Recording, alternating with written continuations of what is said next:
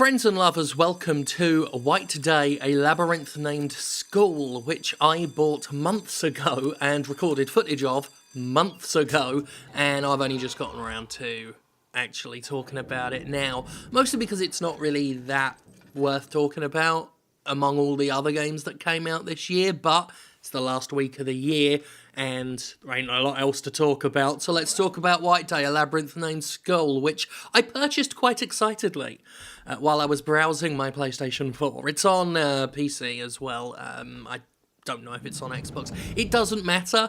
You don't want to buy it. But I was a little bit excited because it was touted as a remake of a classic Korean horror game from 2001. It was either 2000 or 2001. Actually, have some research open. Fancy that. That's what that little mouse click was. 2001.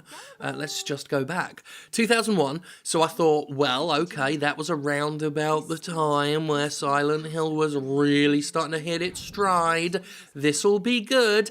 And then I played it, and it's indistinguishable from a shitty first-person horror game on Steam. Now, interestingly, a labyrinth-named skull may be suffering from what they call the Seinfeld effect, where this game touts itself as being like the first survival horror first-person game, but there have been so many.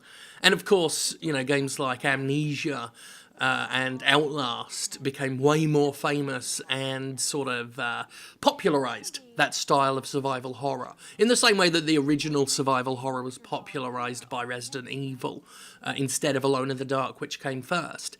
That may be what's going on here, but playing it now, in 2017, not only playing this game now in 2017, but the remake, which was a Unity-developed mobile phone game that has now been put onto consoles and PC, it made that transition, certainly to PS4 this year.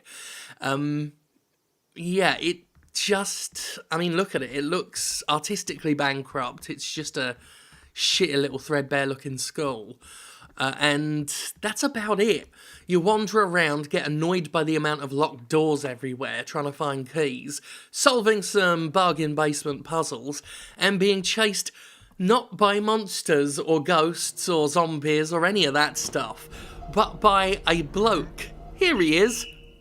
It's just a bloke. Just a little limpy bloke. He's the janitor, the school janitor, and he is the big enemy, at least in the initial portion of the game. And it made me laugh quite a lot, because I think this is the first time in a long time where I've just been running from an angry man. And that's how he's explained in the story. He's an angry janitor.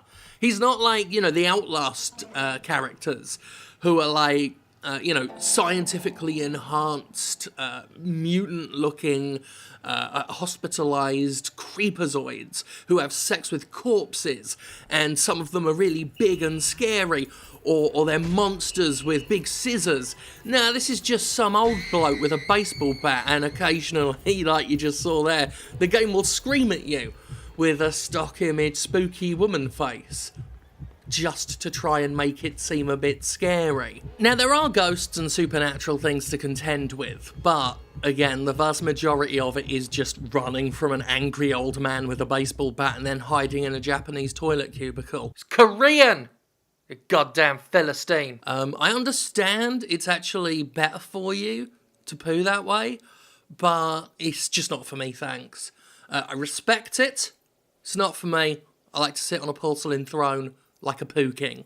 Anyway, as I was saying about the Seinfeld effect, that's basically where this may have actually originated certain elements, but those elements have been done to death by other games so much, so often, for so long, that going back to the originator, it looks trite and old-fashioned, which is the problem that Seinfeld can suffer from sometimes, because so many comedies copied its style.